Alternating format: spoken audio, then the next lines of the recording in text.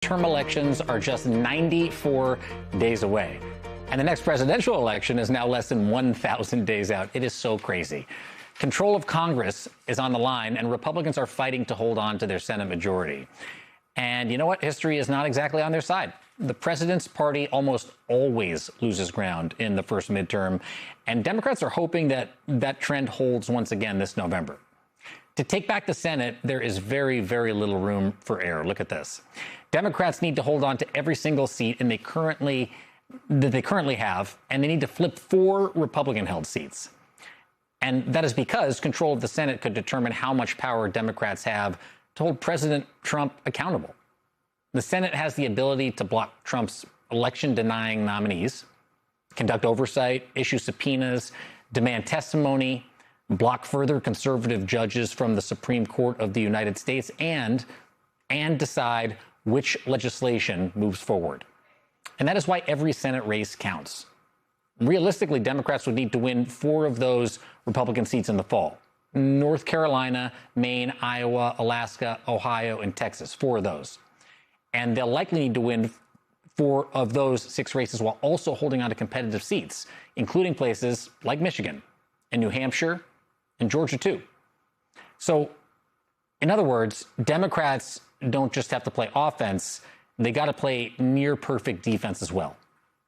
Democrats they seem to be picking up momentum. They're leading Republicans by 8 points, according to this new CNN poll. 47% of voters said they were going to back a Democratic candidate for Congress, compared to 39% who said they would support a Republican. And it is not just on that so-called generic ballot.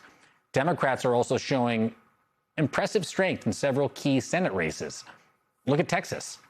A new Fox News poll found 51% of respondents there said they plan to vote for Democrat James Tallarico in November.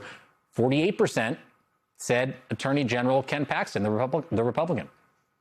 That's a tighter race than another survey released earlier this week by Texas Public Opinion Research. It showed Tallarico with a 5-point lead.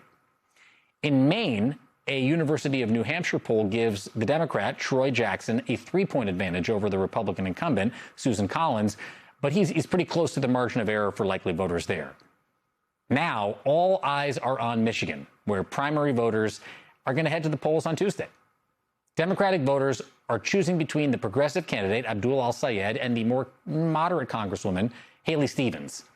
The race has become a proxy battle over the future of the Democratic Party, the more moderate establishment versus the progressives. And El-Sayed, he's a former public health official, and he's backed by people like Bernie Sanders and Elizabeth Warren and Congresswoman Alexandria Ocasio-Cortez.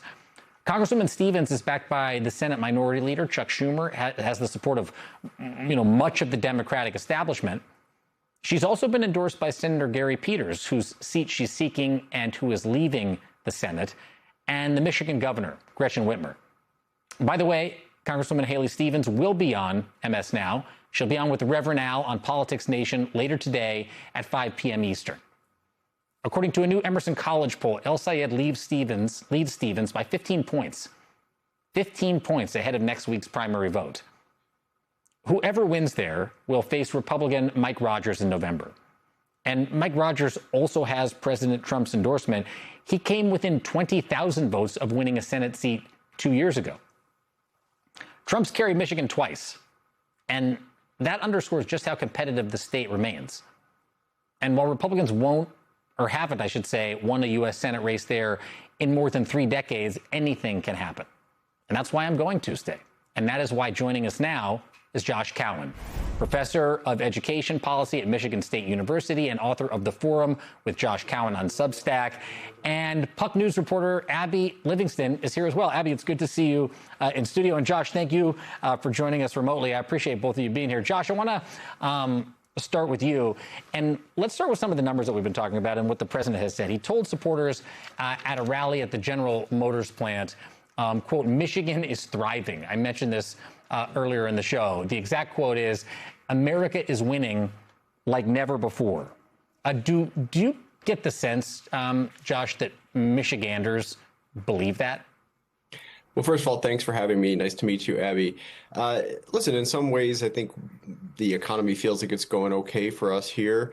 But like everybody else, our gas prices are particularly high.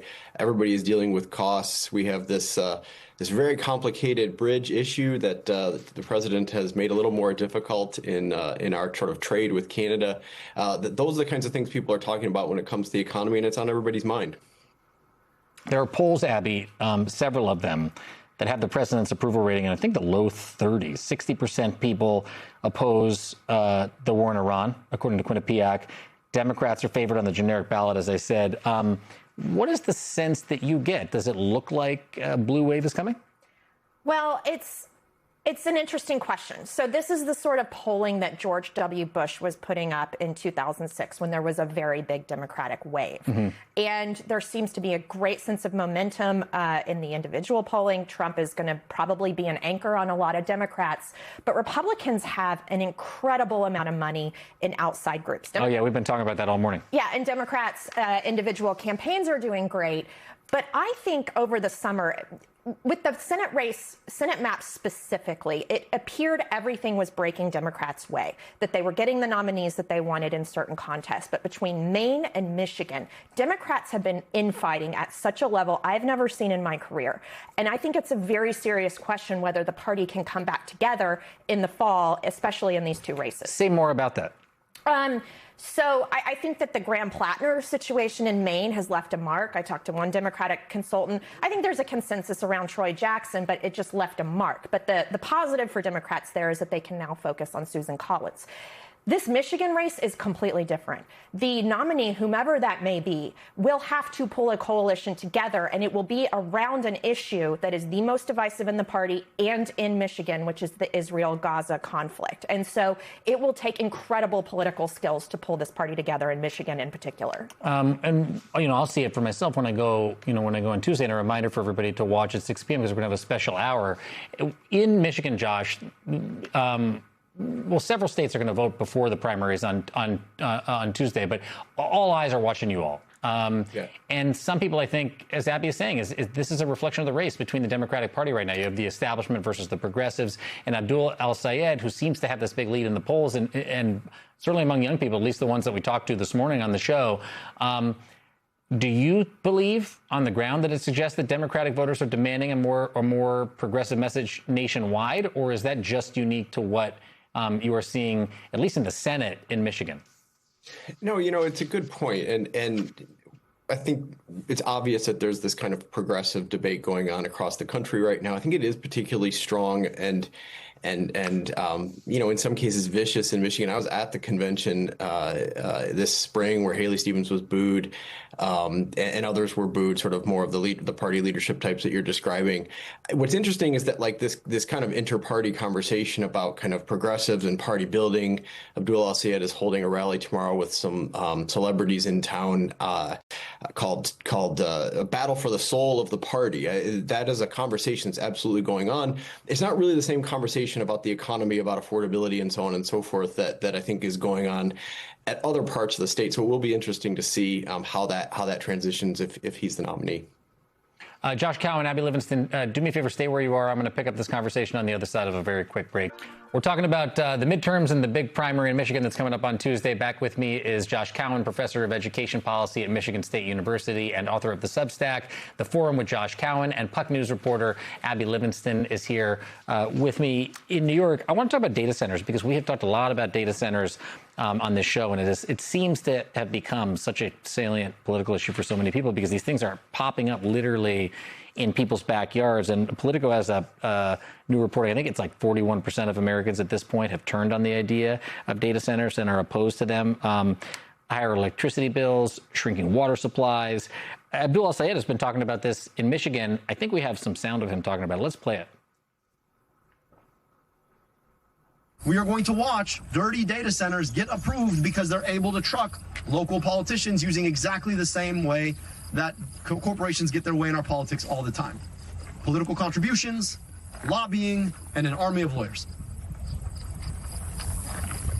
And unless and until we have those terms of engagement at the federal level, I stand with local and state elected officials saying that we cannot approve any more of these until we have federal level guardrails.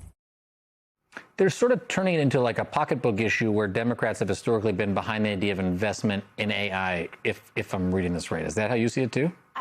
I have never seen an issue move so fast and scare so many public officials like this one. I've talked to local officials, I've talked to federal folks, and I think there's this sense among the tech leaders that AI is coming and get used to it, but it's literally landing in people's backyards.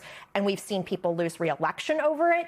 And that 41% you mentioned that are against this are a very, very vocal, and they have scared the daylights out of politicians in both parties. Yeah, I'm not surprised by it. And when people see something encroaching, and in this case, it's literally into their day-to-day lives, it becomes, these issues that people start talking about in polls. And Josh, another one, and this is not a new one, is education. And the stats from Michigan are crazy, like 44th in fourth grade reading, 45th in overall education. And the Trump administration has made these big changes to the Department of Education, including, I think it's fair to say, actively working to dismantle it. You're a professor of education policy. If control of Congress changes, what education policies, what type of candidates could realistically change the course of Michigan when it comes to those rankings over the next couple of years? Yeah, it's something that I've been talking about in other spaces as well. I think that we've seen in survey data, Republicans and Democrats getting closer in terms of kind of the voter trust, parent trust on those issues, which has historically been an issue Democrats have dominated on. So there is some space that Democrats need to start talking a little bit more, I think, about what they're for. And that question is going to dominate some of the conversation if it makes it to a top tier issue in the Democratic Party. I'm not so sure it is right now. I think data centers are. I think healthcare are. It's something that I think is really dominating a lot of Republican conversation. Education is an area. This governor has been talking about it very recently and doing, I think, some good things on it. But it is definitely something the National Party needs to do some catch up on.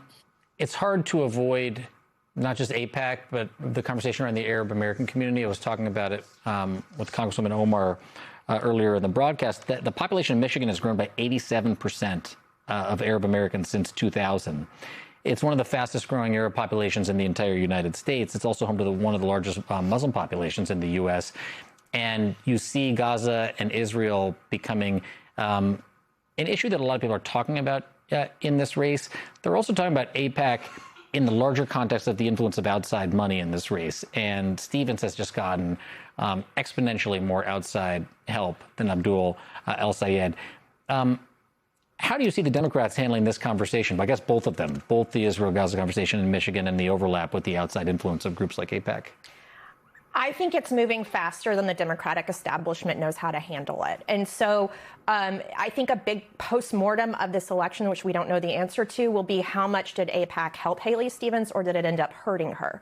But I think on top of that, with that issue and the rest of the Senate race, Michigan is going to be an early state in 2028. This is going to be a pivotal issue that will not go away. And I think most Democrats, not most, but a lot of Democrats just don't want to talk about it because they are going to alienate some sector of their base. And it's a really tough issue that I don't think the party has figured out. Abby Livingston, award-winning reporter for Puck News. It's so good to see you here in person. Appreciate it. And Joshua Cowan, professor of education policy at Michigan State University. Thanks for being with us. Nice to see you guys.